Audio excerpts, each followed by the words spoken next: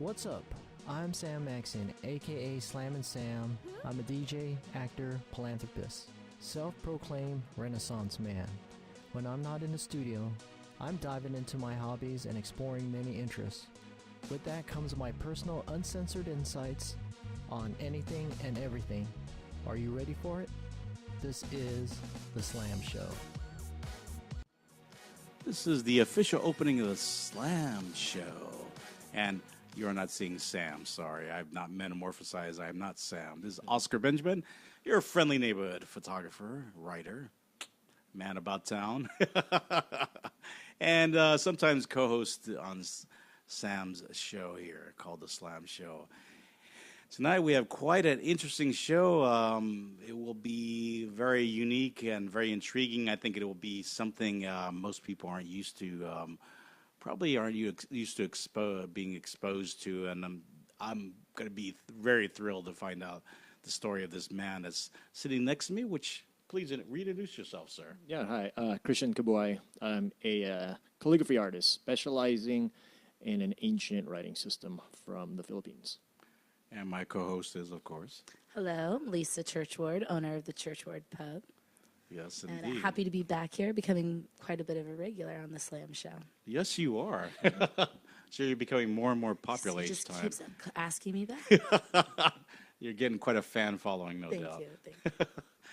And let's delve right into this immediately. I'm intrigued by. I did quite a bit of research, and what struck me most about you is you're almost like you're a performance artist, but you're also like a language archaeologist, which is intriguing. You're unearthing this ancient language is almost lost. So how did you gain interest in this, and how did you first learn about it? Yeah, and the correct pronunciation, please. Yeah, of course. Baybayin is the name of an ancient writing system from the Philippines. Mm-hmm. I think the way I got into it was more, I'm an '80s kid. Indiana Jones was my idol. Oh, makes sense. Yeah, so and archaeology, Egyptology. I remember my mom, went to Costco. She bought me a hieroglyphic stamp set. Nice. So learning about those things. My grandparents used to travel a lot, and they would bring back books from whatever country they visited. So I was always interested in different cultures and writing systems, just for the beauty of it. But yes. I remember going with my grandfather to Chinatown in San Francisco, where we used to live, and I asked him, what's that funny writing on the street signs? Mm-hmm. And he said, that's how Chinese people write. And I asked him, well, how did you write as a kid in the Philippines? And he said, we wrote in English. I was probably around 8 years old, and that just seemed kind of strange to me. And from then on, it just had this little, it seems kind of weird, because if you see pictures of my grandfather, he looks Chinese. Mm-hmm. He said, all right, well, how come you look like these folks, but you don't write like that? So it was always a question. I was too young. I couldn't articulate it. But specifically on how I discovered the script, I was looking in these ancient manuscripts called Encyclopedia Britannica. Yes. They don't exist anymore. Yeah, the kids out there, they don't know that anymore. So you had the whole set, right? Yes. You had to go to the P, and if it was like S or something, there was like 2 volumes. Mm-hmm. So I went to P and I looked up Philippines. Just browsing in there, and I saw this old flag that had looks like a capital I. Mm. And I thought that these are the cats that were fighting the Spanish to gain independence. Yes. So I thought that that I stands for independence. Mm-hmm. And one day I was at a festival in San Francisco, and there's this old man selling books, and he had like a poster of the flag, and I tried to show off, and I said, "Hey, that's the letter I for independence," and he's all, "No, that's our old writing system, and that's the letter K." Oh wow! And that's my first introduction to it. How old are you? I want to say I was about 13 or so. What year was this around? It was when they used to have the festival in the Bill Graham Civic Center. Okay. So that's probably in 83, 84? No, maybe, that was probably late 90s maybe. Okay, Yeah, somewhere in the 90s. Yeah, no, maybe mid 90s. Okay. Yeah. So what was interesting is that, I asked him, since he sold books, do you have any books about this? Didn't have anything. I went to the main library, didn't have anything. Then I went to school, part of the Filipino club. I was a Chinese teacher that ran the Filipino club. Because I guess they just made him in charge because you're Asian close enough. Oh, jeez. and he didn't know anything about it. Uh-huh. So I didn't really find out anything about it until I actually went to the Philippines after high school. Because it's not like the internet was as full. Like Well, it didn't exist. Didn't exist then. It was still kind of early. Yeah. Yeah. It was the military it was like used it then. AOL. Yeah. Exactly.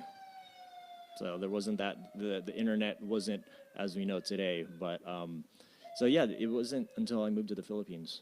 So after high school, I went there. I was supposed to go there for about 6 months vacation, but I ended up staying for 10 years. Oh, Wow. Amazing.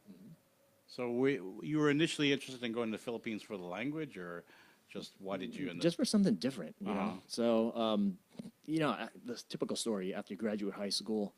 I went to junior college and just found out just a bunch of high school kids acting adult, and I was one of them. You'd still go back to high school and talk to your friends or talk to girls or whatever. It's like, wait, I'm already out of this, but I just wanted to try something different. So I went over there initially, just to hang out, hang with my cousins, and just it wasn't anything planned or premeditated, and it just happened. I said, you know what, I'm gonna stay here. And it turned into 10 years. Yeah, it turned 10 years. A lot of experience out there. So because during that time, it was like the Wild West, where I was young and I fully took advantage of being an American boy, in Manila, and getting that privilege, right? Yes, of course. I felt like I was someone in the Navy in Subic Bay, Oh, So you take advantage. I took advantage of those things, People of course, that's only human. Yeah, try and copy the way you walk and all that privilege. And Had you been before when you're in your youth, like to visit family and stuff? oh yeah. So Been it a wasn't couple like times. a cultural shock for you. Not really. It was my first time as an adult to stay there for an extended period of time. But it was, and I had a lot of cousins around my age, so it really felt like home, right? So, and they would always kind of. My best friend there was like 14 years old, and I was already like 20. And then he didn't go to school, or I say he was just sent there because he was bad. But the thing is, and that's the thing that they would tell us. Our parents would say, "Hey, you better be good here in America, otherwise we'll send you to the Philippines as punishment." Oh, wow. And then we always thought that, oh man, that's bad, because we were like brainwashed to think of poverty, violence, and all this other third world things. But when we went there, it's like, oh man, this is cool. This is more American than America. And we feel like almost like a celebrity out there.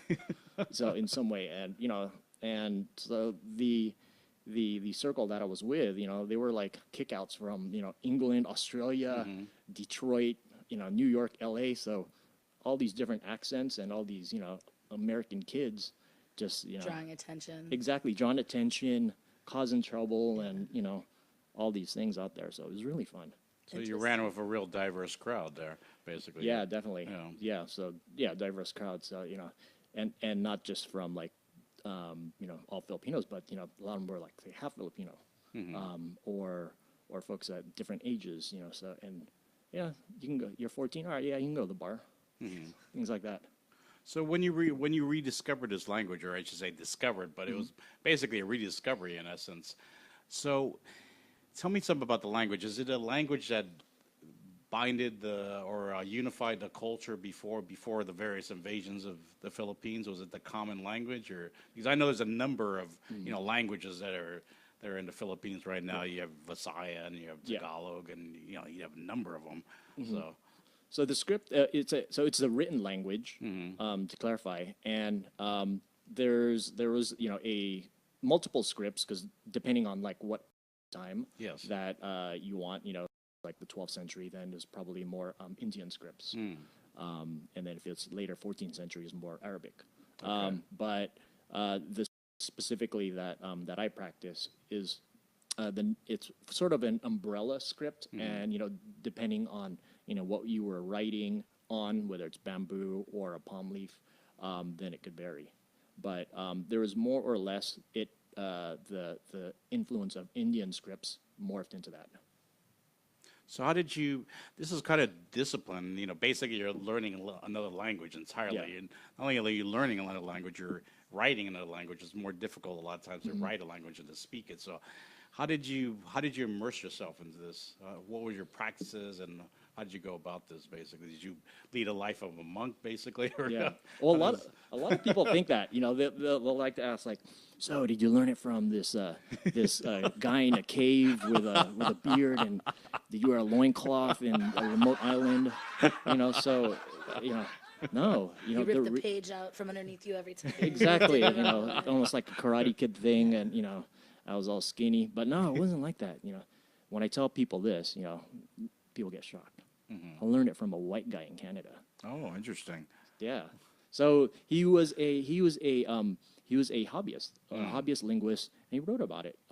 And first thing you do, you go on the internet back then. You go on Yahoo, and then you see. I noticed I said Yahoo. Yeah. Yeah. That's my search engine of choice. Oh, even today? No. Oh yeah. I love Yahoo. Yeah.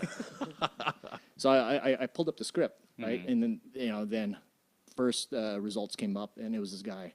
I started corresponding with him. He had a lot of the documentation, and what's interesting was that he would email me back and forth, and he would email me in Tagalog, and at that time I wasn't really fluent, and those words were pretty long, and then I would reply to him in English, and I guess he got it that all right, let me reply to this guy in English, and then one day I started to wonder. I said, wait, let me look at this guy so I find his picture. His name's Paul Murrow, and I thought, because Filipinos have sometimes strange last names. Yes. So then Murrow, and I looked him up. Oh, he's not even Filipino. And I was like, and what I guess at that time shocked me was, it just felt strange. But then now I look at it from a historical context. Is like sometimes a lot of our culture is either taken away or studied by another culture, and then vomited back at us. Yes. Or sold back to us, right? So it was one of those things. But him specifically, he was gracious enough to study and put documentation out. So I got a lot of the academic part from him, and then from then on is just going through my own practice and putting two and two together. Well, as you became the master of this ancient language, did you actually meet people in the Philippines that actually were able to practice this language also, or were there any people that actually wrote it in the Philippines? Or yeah, now there was, but at the time when I was still living there, when I was young, there wasn't. So what was interesting, the way I guess got my chops was. Funny that we have a bar downstairs, and so I'll tell you the story. You'll like this. All right, so my cousins, again, we were just a bunch of knuckleheads, and then we would be at a bar, and then they would call over girls, and hey, come, you want your name written on in this old Filipino alphabet, and they would call them over. I go, what's your name? Nikki. There you go, on a napkin with a Sharpie, and I would do that, for like 10, 20 times. Right, a night at bars, and and that's where I kind of learned, like, man, how the hell am I going to spell Heather? All these different names, and I just hope that no one got them tattooed because I was still practicing. Like, not sure. Yeah, so someone would be walking around with some wrong tattoo. But who would know? Exactly. I don't know. You Hopefully would they know. don't. Yeah, that's why I'm like careful if I see something pop up on Instagram from the '90s. It's like, oh shit, I hope I didn't write that. But so that's how I kind of like got the practice on doing that, and then but yeah, no one really knew about it. It was just more just like a little, almost like a parlor trick. Right? So is there like a resurgence now? You were saying like not back then, but more, is it people finding their roots again? Yeah, there is, more of an interest. Yeah, I mean, and it's not just because of this writing system, but Filipinos in general. Like I think it all started in the '90s with like DJ Qbert and all these Pinay, all these other like musicians and entertainers, and now we got Apple to App, and the dude on the Lakers, I forget his name, but culturally, and now Filipino food's blowing up finally, because Anthony Bourdain or some other foodies mention it, so it kind of cascades into other aspects too, but what I find though a lot is whether the food and all these other things are popular. But then sometimes the people aren't. If there's that old saying like, "Love the food, hate the people." So sometimes I feel like whether the food is visible and, you know, everyone's saying it, but then the people aren't visible. You know what I'm saying?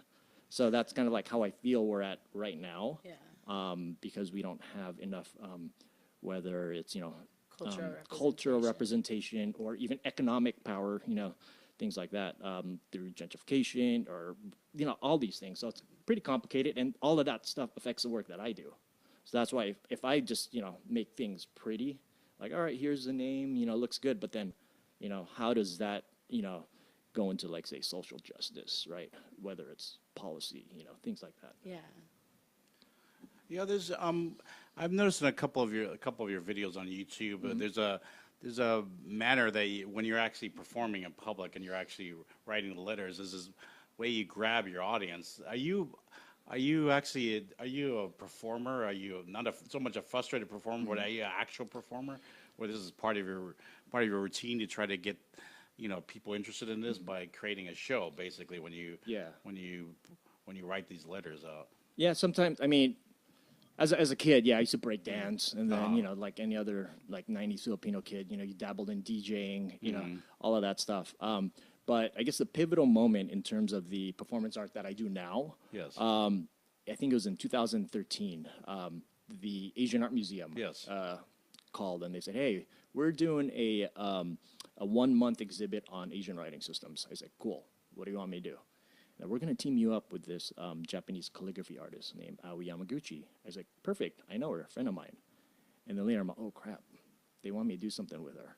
And because she is a performer, she paints with her hair and dance and, you know, and all these things that, you know, you see in like the New York Modern Museum and all those things. And what am I going to do?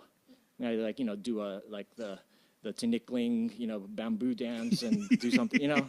It's like, what am I going to do? Or I'm going to get like, I didn't know what I was going to do. And you don't want to like force it. Exactly. And I didn't want it to contrast. And, you know, and everything I do, I try and have a message to it. So one day I was writing a book and talking about like the different ways to write the script and the basic strokes. You know, much like you see with the Roman alphabet, like, you know, this stroke and this stroke. And I noticed that there's a common stroke, which is like a V.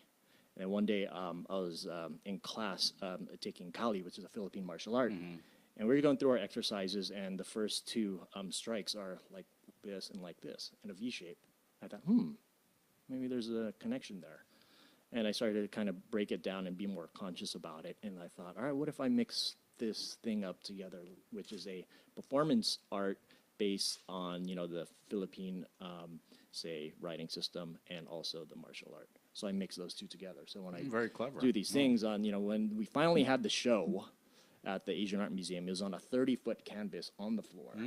So then went out there, you know, brought out my sword and did some Kali moves, and then recreated that with a big paintbrush that I had and did my thing.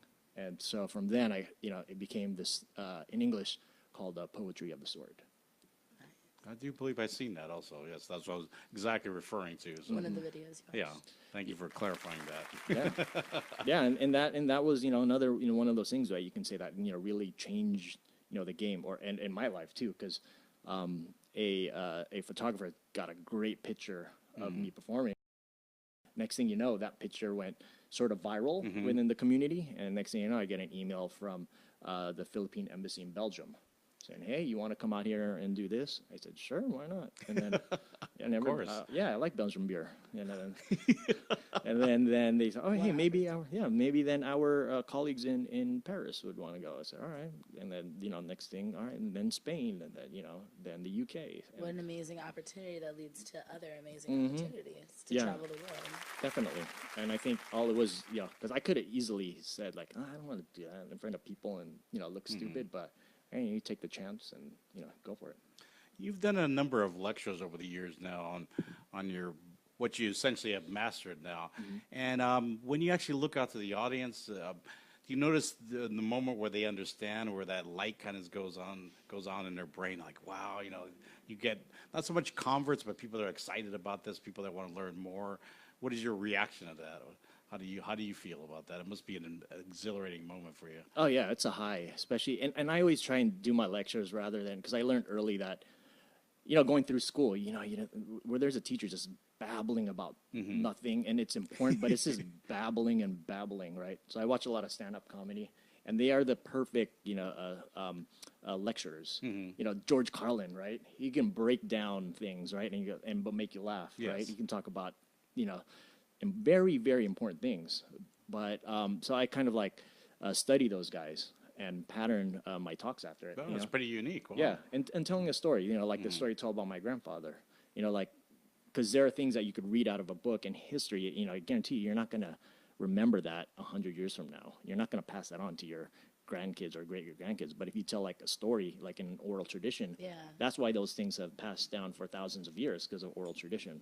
So that's the kind of talks that I like to do, is more of story-based. And then, but also then have, tactical things that break things down that are, very black and white. Which is funny because it's kind of a contradictory to what you actually do, which is discovering this ancient written language when that's what gets lost, is a little bit more that ancient writing, because we verbalize things more often than we write them down. Yeah, exactly.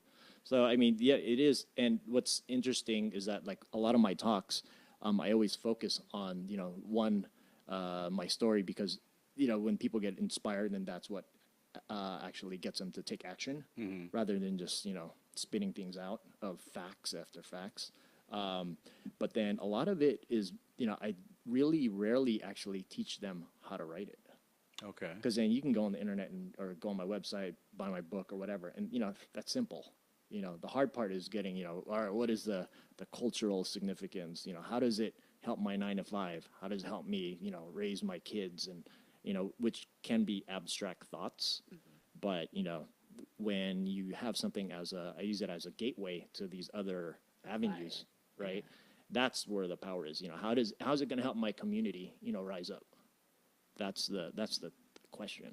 The more important question. Exactly. And then that's not, then how to use this platform that can be applied to different practices. Yeah. And not even if you're not Filipino, like, I got hit up by a group trying to resurrect an old African writing system, right? And then, so there's many things that, that are kind of transferable. And they could, use, maybe not, it's not the same language, but they can use the techniques that you approach. Like, how did you approach this to many different styles of things beyond writing? Good point. Yeah. Yeah, like from a business perspective. So, like any cultural district, so you own a business, right? Like, how do you identify this as, like, I have a client in the UK called Pepe's Kitchen, and Filipinos would walk by and they would think that it's paella, Spanish food, but it wasn't. So I used the script, and what happened was, that younger Filipinos, they could recognize it, they can't read it, but they know that's Filipino. Yeah. Same way, like, I've done this test all over wherever I talk. I show these different writing systems. They could recognize Arabic, they could recognize Sanskrit, they could recognize Hebrew. Some can even recognize the difference between Chinese and Japanese. You can certainly tell the difference between Korean and Japanese if you see it. The backwards lettering, it's just going to be, Eastern European. And we could connect, all right, this is what culture this belongs to.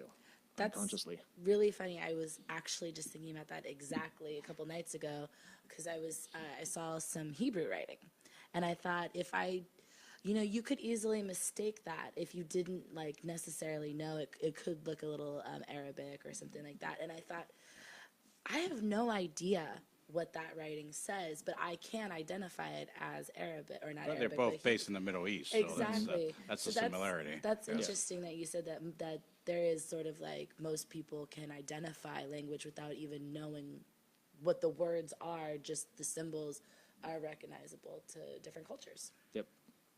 So essentially, you've basically rekindled a lost, not so much a lost art form, but a lost form of writing. So has it become more mainstream now?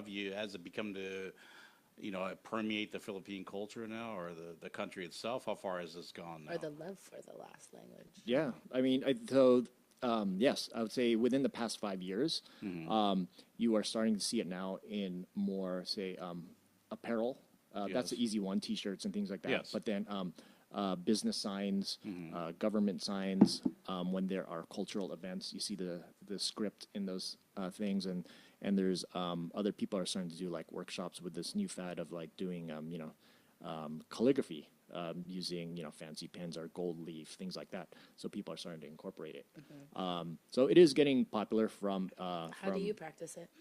I use I practice it as an art. I tend to more now lean towards the educational part of it, and using it as a gateway for these other things.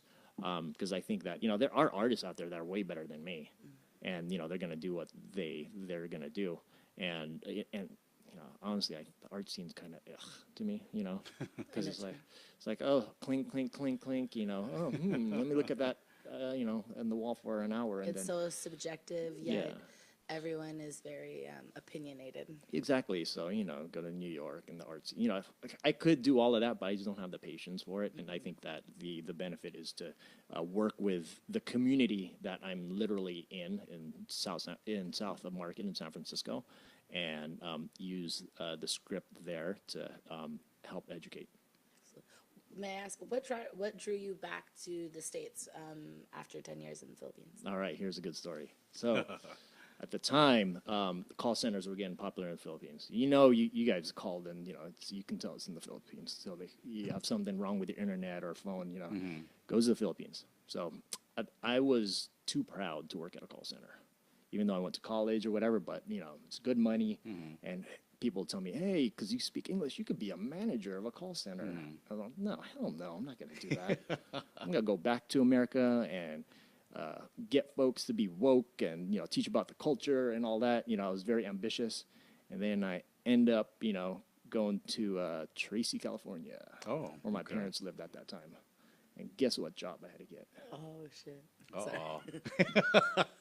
Yes, call center. Call center, of course. Yep. Getting yelled at for 10 hours a day by rich people because their $1,000 ottoman was late. Yeah. So, I had to my ego had to, Yes. So, but what was good about that, because, it was a crappy job. I hated it. And then it didn't pay well. What happened was I got a tattoo of the script on my arm. And then my friend, who's a tattoo artist, said, hey, you know what? You should teach people about this or whatever.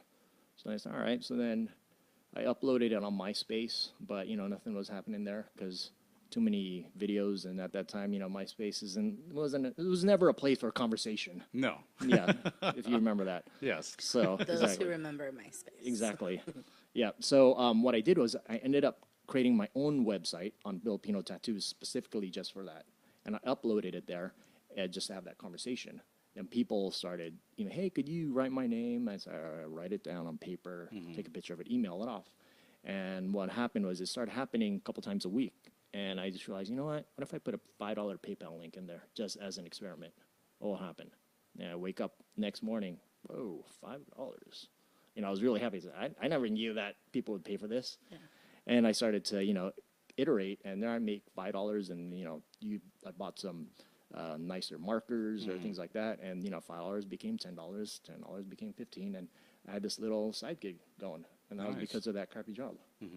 So and then from there, it just started turned into a career. Yeah, turned into something that is much bigger than myself, and it really is something that I'm fortunate and privileged to take a part of.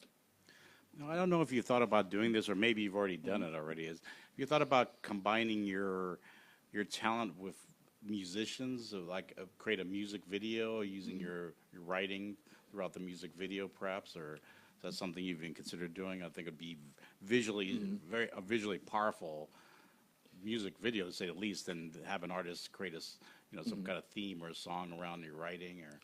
Yeah, that would be good. I mean, I've done stuff a lot with with musicians. When I do my live performances, like at Asian Art Museum, I have someone playing kulintang, which is our traditional gongs. I've done that. But maybe when I finish, because I've been working on the documentary. Okay. And the way I'm going to edit that is sort of like a music video.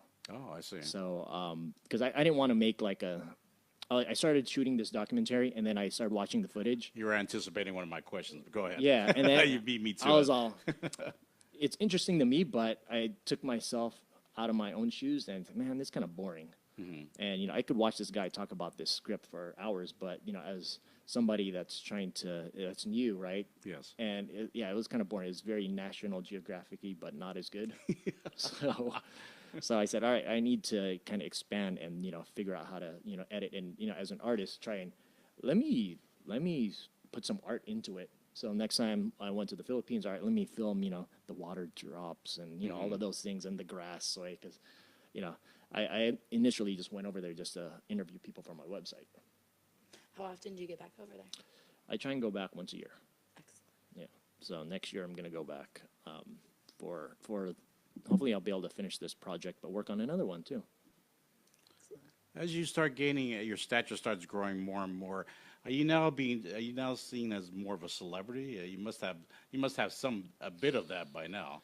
Yeah, I mean, there is, and you know what's interesting, especially with the Philippine audience, there's this. I don't know what the right term is, maybe like idolism, right? Okay. And there's this thing where they call, "Hey, idol," you know, as not as a joke, but actually literal. As a term of endearment. Yeah, perhaps. exactly. Like, you know, like how, you know, like the whole country stops when Manny Pacquiao, you know, would box, things like that. And if they, you know, like people love Michael Jordan. You know, the Filipinos are very, I guess, loving people. So if they find someone that's inspiring and, you know, things like that. So it Proud does. of their culture.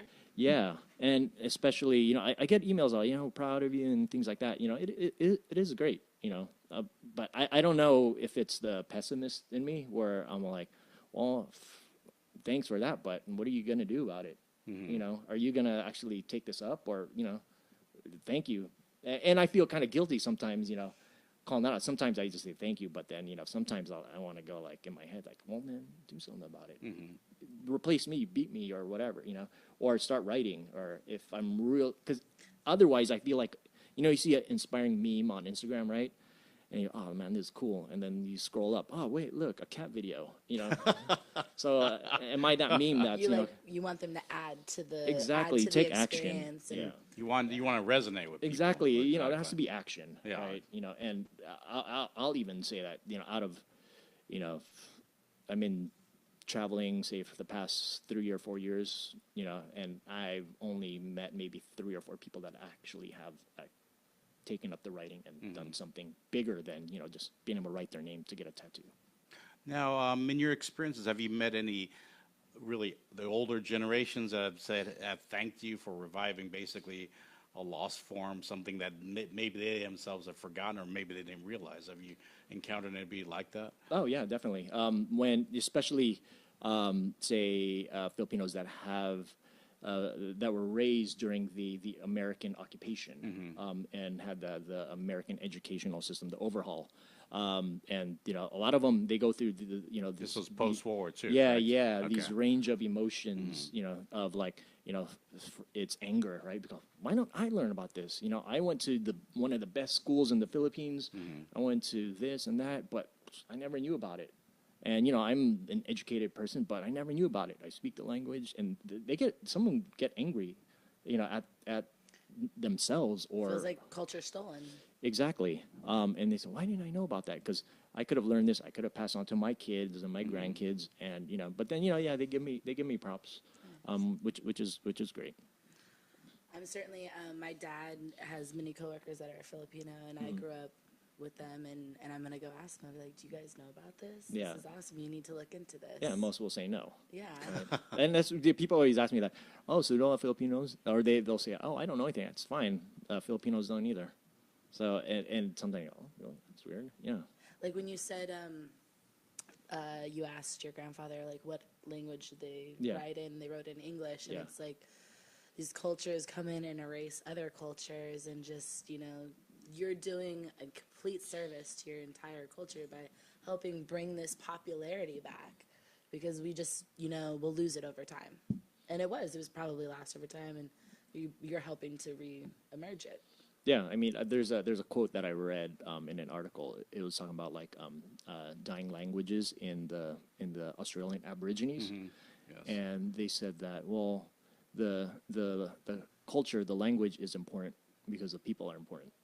That's the way I like to look at it. That is awesome.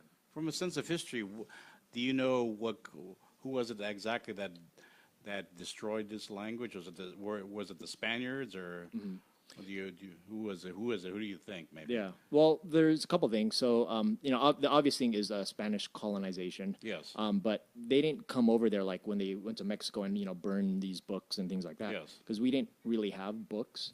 But what's interesting is that the very first book printed in the Philippines had the script in it, printed by the Spanish. Fascinating. So because when they came to the islands, they saw that almost every man, woman, and child, regardless of class, we didn't have classism. They knew how to read, so they used that to convert us to Christians. Okay. So they used the writing system to existence. write the Christian doctrine with the Roman alphabet. So it had the first book had the script in it, the Baybayin. It had the Latin written in Spanish. And then it had Tagalog written with the Roman alphabet as well. So it was this multi-language and multi-writing system in this book. And then what happened was, with that, so it wasn't like really, don't write this.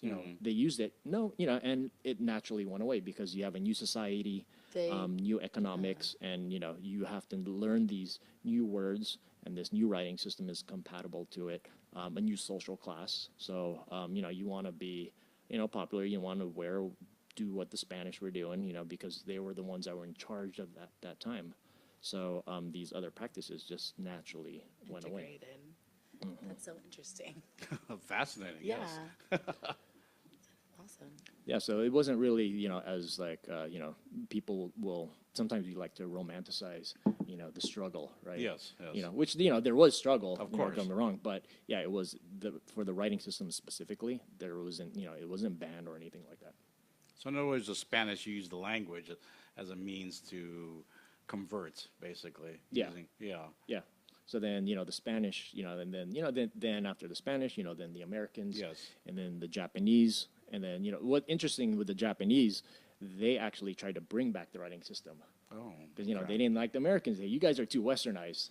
So you guys have your own writing system. So they released propaganda saying, like, freedom of the Philippines, using that script, but under the Japanese government. So that was around 1943. And then when the Americans came, then, all right, let's wipe that out. All right, now back to, where we were before World War II. So at this point, you briefly discussed actually that this is starting to gain attention to the Philippine government, correct? Yeah. Itself. How far is it being used in actually the government? You said it's being used in some signs and some. So has it been mentioned by perhaps the political forces of the Philippines right now? I mean, not that they have a questionable president right now. Yeah. There's other things that we're kind of trying to deal with. Exactly. Yeah. But in 2011, there was actually a bill to make the script a national script, whatever that means. But then to use the script in all food manufactured in the Philippines for amazing. export. So, and like you go to a Thai restaurant, you see the Thai script on the menu, but you can't read it. But it's this cultural immersion, right? If you've ever, you go, I like to use restaurants as my point of reference because you go to a Thai restaurant, you see the Buddhism influence, you see the okir designs, it really feels like you're in Thailand, right? And you go to a Japanese restaurant, you see the Zen minimalism like that. You go to a Filipino restaurant, it's this hodgepodge of things, You have like the Mother Mary in the corner. You have this golden cat going like that, and then the wooden spoon, and then, so you see all these things that like, wait, is this Chinese? Is this American? What is this? So, and we, from a business perspective, we don't have this identity that is, unique or that can identify all across the businesses. Unlike you're in a Thai restaurant, you're in a Vietnamese restaurant. Like you go to the Filipino restaurant. Like I don't know if you guys know, Seafood City is a big Filipino grocery store. But when I asked this question, like I was in Grand Rapids, and I asked, hey, what do you think this is? I showed the logo, and they said, oh no, there's maybe caviar, lobster. Saying, no man, it's like Filipino food there. Or this other one called Goldilocks, and it's literally Goldilocks, blonde hair. And I asked them what they think that is, and they say, oh, I don't know. Well, what do you think it is? I'm telling you, it's Filipino, but people would think like, Wait, oh, it's brioche. It's a grocery store, you said? No, it's Goldilocks.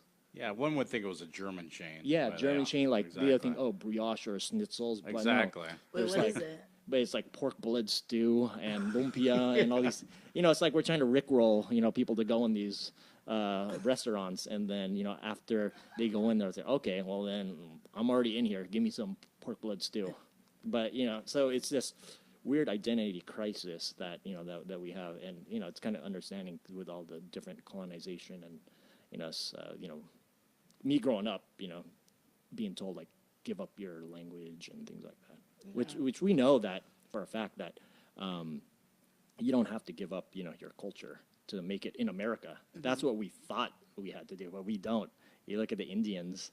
They're a clear example. They don't care. They don't call their own clothes costumes. We call our own clothes costumes. We only wear them, when we go to like some festival or some dance thing. But Indians, they'll wear their saris. They don't care if you don't like the way their food smells. They don't care. CEO of Google, you don't care that he has an accent. But us, we'll try and talk like Elvis. To cover our accent, and we'll give it up, and I think that's unfortunate, but we're trying to change that. Yes. So is it safe to say that you're basically the preeminent authority of this language now? I mean, sounds like you've almost single-handedly brought this back to the forefront and to recognition, and you rediscovered basically a lost part of your culture, an important part of your culture. So are you the person that's consulted constantly? Yeah, I think so, because I'm, while I have the privilege, to actually fund these things through experimentation and, having like a business background. And I think that, then there's that whole issue of like, you're monetizing your culture and reappropriation and all of that stuff. But, you have to be able to buy food to eat. Exactly. If I want to buy a Gucci wallet, do this, I should be able to. Yeah. I'm saving up for my Tesla. Do it with something that you love doing. Exactly, right? You shouldn't feel guilty for that. But, I mean, there are a lot of people that I work with, too, and I learn from them, and, I invest in them, too. And, we travel. We have, a culture-bearing, club, I guess you can say that. But, we all try and help with each other. And, and the cliche, I'm tall because I stand on tall people's shoulders. It's amazing, actually. I think, like, kids in high school and stuff, and they join these different clubs and stuff, like the Filipino club. I think that, this sort of thing gives them, it reaches back into their past and gives a little bit more, what it gives them. It's hard to describe what I'm trying to say. But it's, it connects them to the past. Yeah, because the thing is, if you don't know your past, your present is kind of blurry and your future is dark, right? And even right now, if you don't care about your past or whatever, if you're gonna have kids or whatever, it's pretty sure that they're gonna ask you. They're gonna say, "Hey, where am I from?" And what are you gonna tell them? I don't know, California, right? What are you gonna say? I was having lunch with some girlfriends the other day, and they were all talking about how they're doing that 23andMe stuff. Yeah. Because I don't even care about me. I just want to be able to tell my kids, or I want to know what my kids are. Exactly. We all have this sense that we want to know more about where we're from. Yeah. Yeah. And and then that can be like, oh shoot, I used to make fun of those people. Now I'm like 25%, and it'll open up your compassion and your understanding. So I think, with technology and those things, it's interesting to see. To me, it's all about, harmony, and some people may get like, oh, you're too much into your culture or whatever. You're not American enough. And, I've gone that, but, my response is like, what? Speak good English. I wear jeans, watch Netflix, pay taxes. What else more do you want? And you reference like 5 other cultures in this conversation about stuff that probably those cultures didn't. Most people from those cultures may not even know about. Yeah, exactly. And then in the Philippines, and on the flip side, oh, you're too American. You don't speak the language well. It's like, all right, I'm either not American enough or too American. So, what am I gonna do? You be you. Exactly. Let's get into your documentary a little bit. You were alluding about it. What is the subject of your documentary? It is called Writing of the Stinky Fish. So it is from a Jose Rizal, supposedly poem that he wrote when he was a kid. Jose Rizal is like our national hero. Okay. Genius of a man. And he has this quote. It is, for those that don't love their culture, is worse than an animal and a stinky fish. So the premise of this is that who is a stinky fish? Am I a stinky fish, or are the people back home stinky fish that are trying to be American or trying to be Korean now that, Korea is kind of taking over the Philippines, from entertainment sense. The kids there are like learning Hangul and things like that. Yeah, K-pop and whatever. Exactly. Yeah. So that's the premise of it.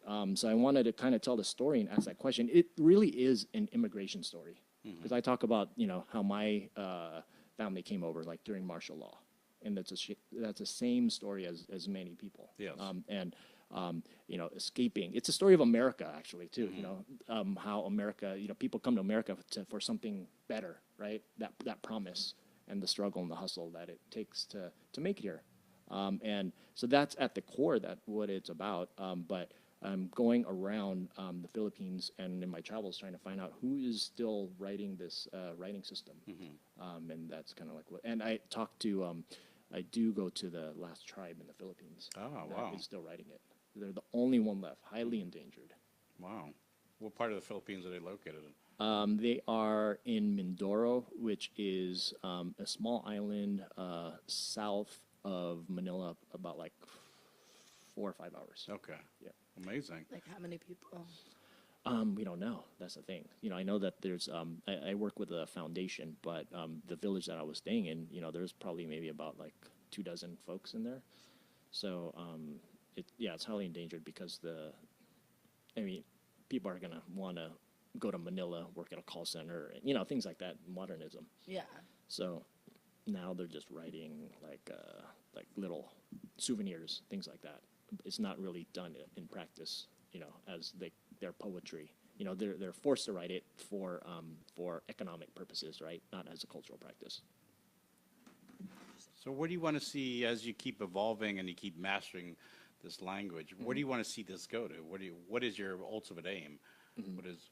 I want to see someone like pass me up so I can, do something else, and but that's my challenge. Anyone that's watching, come at it, come on, because I like that challenge, right? Because I need that in my life to be better. But the goal would be is that to put myself out of business, which I actually kind of did before, because before commissions for people that want to write for tattoos, things like that. But since the advocacy has been getting out there, it's been on the decline every year. So I had to pivot and to work on different things. And that's when I started focusing on the educational part of it. But that's what I would want to do, is like this, have it normalized, but then use it from a sense of not just communication, but then in our everyday lives, whether it's business, education, things like that. Bring it back into the normal system. Yeah, exactly. So it's like, it's not looked at like some romanticized, Lord of the Rings thing, which sometimes it is. But, from a business perspective, that's good. Sometimes you have to add some drama in there, Yeah. And I am guilty of that too, but I justify it as marketing. Yes. But So- I like that. So as an individual writes it, do you actually speak it also? That must be much more difficult to actually speak the actual Yeah, language. to speak languages, whether it's Tagalog, Visayan, Ilocano, Yeah. all those languages. So look, to give you guys some context, so within the Bay Area, there's about 400,000 Filipinos. Yes. In contrast, there's 40,000 French. And for those 40,000 French, they have about 8 K through 12 schools that teach French language, culture, immersion, the whole nine. For the 400,000, guess how many schools we have? 2? 0. Oh, And that's the same thing. wow. That's the same thing all across wherever I travel, 0. And there's about 4 million in the U.S. How many? 0. We might have, Tita Choleng teaching, Tagalog once a month at some community center, but nothing consistent, right? And, in the Filipino community, we're not a poor community. I think the last stats I read, the average, household income is like $75,000. I think if we spent as much as we spent on the Warriors, we would definitely have all these schools, because Warriors tickets aren't cheap. So you watch a Warriors game, like half the people there are Filipino. So, and we spent thousands and thousands of dollars. So if we invest that in our community, then we would have our schools. So it's a chicken and egg problem, right? You know, Yes. so we don't have the teachers because they don't know the culture and things like that. But then do people really want it? You know, are we trying to, avoid it, right? So it's this deep rooted issue that, maybe we can try to resolve. Which actually delves quite nicely to my next question. Actually, speaking of education, speaking of teaching, and you've done lecture circuit, and you're very well received. I mean, you're very warmly received, and you're quite popular.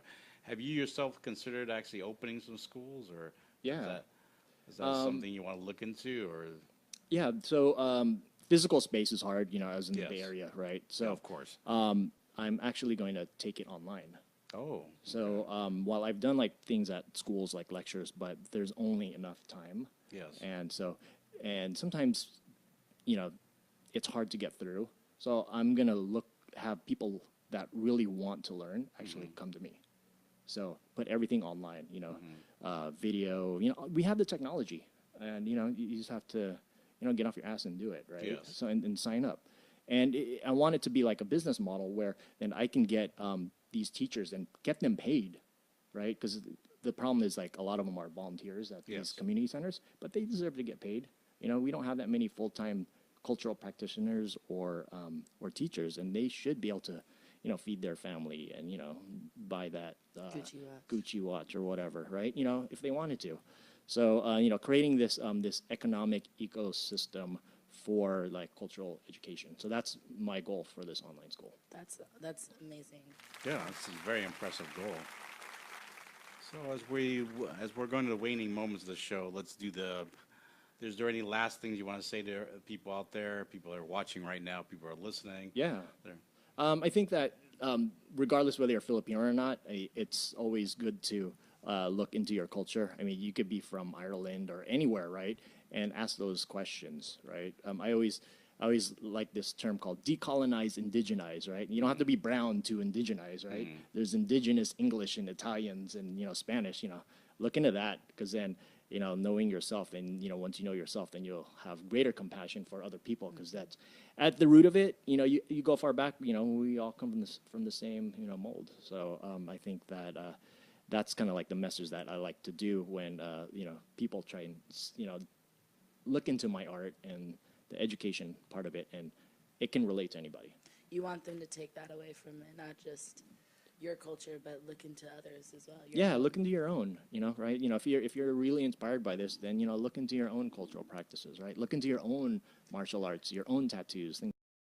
It's like, what was missing? Like, that's what you noticed. Not, you weren't interested in what was there. You were like, something is missing. Yeah. And you saw this big gap. Yep. You filled it. Yep. Fill the gap. Lest we forget, how can we get a hold of you? What are your websites, and let everybody know? Yeah. So 2 websites. One Baybayin, BAYBAYIN.com, and Kabuay, KABUAY.com. So you can find me on those websites and all across social media, Facebook, Instagram, Snapchat, Twitter, and whatever's invented in the future. I'll be on that. All right. Pinterest. Of course. Oh yeah, I'm on Pinterest. Yes. And please. We're having a fantastic event happening this weekend here at the bar. On Saturday night, Mr. Fab is going to be here. wow. It's a big deal for us. Uh-oh. It is our 9-year anniversary, and Sam's going to be here too. Well. So it's our 9-year anniversary, and so we thought we'd go a little big for this one. So Nice. come on out, guys. You can get tickets at thechurchwardpub.com. And you could always reach me through my Facebook, of course. Just type in my name and you find me immediately. And I have a website, of course, www.compassionatewolfproductions.com. Available for photography, of course, and interviews and what have you. And I've done quite a bit, so I'm very proud of it. And I also want to plug my protege, my Anjane. She, of course, is Lily Jean, and things are working well. She's got 100,000 followers right now, so I'm very proud of her, and she's doing very well. So she's doing quite well. I'm most proud of her. It's fantastic. Any other last shout-outs you want to No, thank you. Well, I'll see you guys in the Bay Area. Definitely been a pleasure. It's Thank been a you. quick, very fast show. Yeah. I'm very impressed by you, sir. And All right, thank you very much. thank you very much. Thank you.